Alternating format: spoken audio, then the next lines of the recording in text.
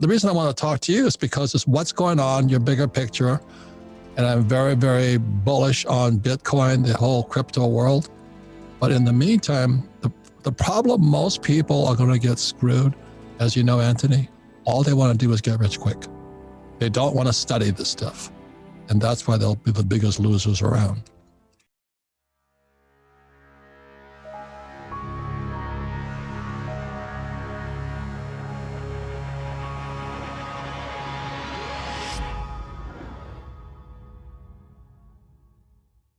Look, if you look at the recent price drawdown like you just described, right? So in 2017, we went from $1,000 to $20,000.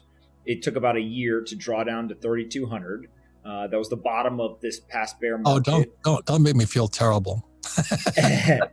And so from 3,200, basically between 2019, 2020, and into 2021, it then peaked again over 60,000, and then recently fell again to somewhere between 28,000 and 30,000 was kind of the most recent low. And I think to your point, people see this high degree of volatility and it scares the hell out of them.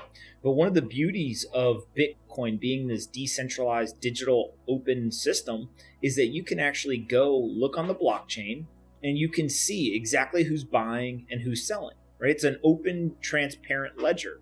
And so when you go and you look at those on-chain metrics or on the blockchain, what you find is that entire drop from 60 down to 30, it was all new investors, new people in the market, right? And you can tell that by how long have they been holding on to the Bitcoin that they were selling. And so when you see that all the new people are selling, it asks yourself, well, who's buying it? It's all the people who've been around for a really long time, right? They're saying, hey, if you just got here and all of a sudden a little bit of volatility spooks you, I'll surely buy up your Bitcoin at a lower price, right? And so what you have is you just have weak hands selling to strong hands, or kind of new people selling to old people. And so the people who've been around a long time, this is nothing new to them. Well, they can't believe it crashed to $30,000. The fact Bitcoin crashes to 30,000 is music to their ears. Well, that's why I'm a little upset, because it didn't hit my strike price at 27. I was just sitting there waiting. I said, come on, go lower. And all the guys who are hoping it goes higher are bailing out, I thought it was pretty funny, personally. Of course. It's called a market. Things go up and things come down. I mean, that's a market. Bulls and bears, right? That's all it is. Yeah. And I think the other thing about Bitcoin that people should know is I always say that it's the last remaining truly free market, right? And so what I mean by that is you've done a great job over the years explaining to people kind of how manipulated the dollar is, how manipulated the stock market is, etc. But it's not just the macro manipulation, right? It's not just interest rates. It's not just quantitative easing. There's also things that are built into, say, the stock market, where if the stock market goes down 7-8% in a single day, they literally call timeout and say, hey, whoa, 15-minute circuit breaker. If it goes down again, 11-12%, hey, circuit breaker again. And then if it goes down 20% in a single day, they literally shut off the market and they all go home for the day. I want everybody to listen to what Anthony is saying here, because this is a very big difference between the stock market, real estate market, and Bitcoin. Because when I was a kid, nobody was in the stock market. So between like 61 to 81, the old guys like me, the baby boomers, they wouldn't go in the stock market because they were in the bond market. The bonds were safer.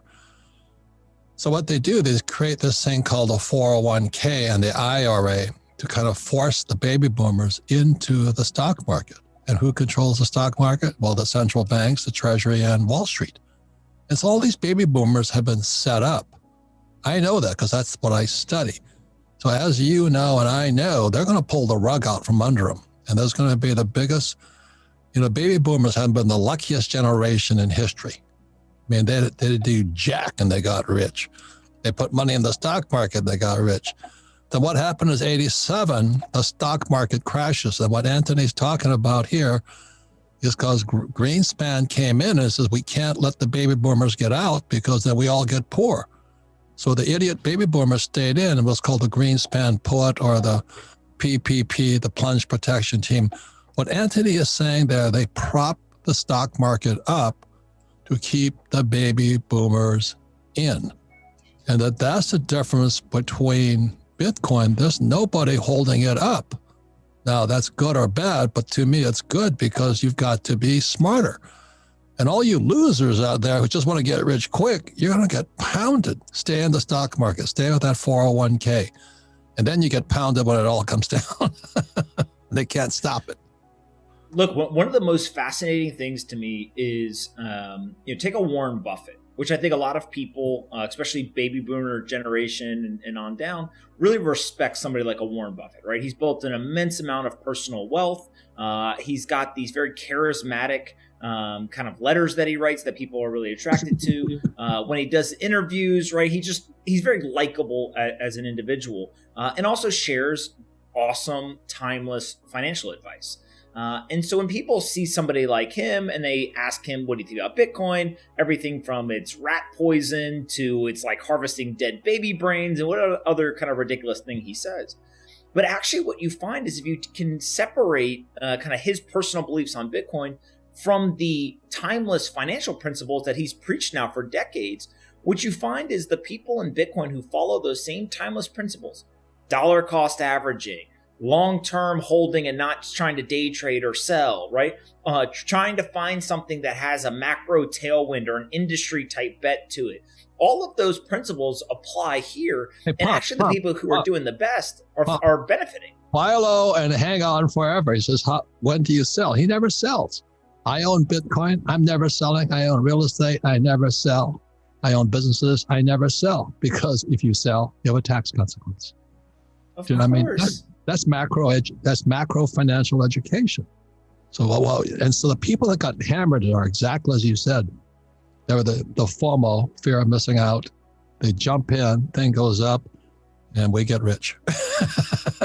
Yeah, and here's the crazy part, right? Is that if you have short-term kind of thought process, if you're trying to optimize for quote unquote getting rich quick, if you aren't intelligent about risk management, all that stuff, then you become a panic seller when the price drops. And that's exactly what we just saw, right? Was people who were using leverage, they were trying to get rich quick, whatever.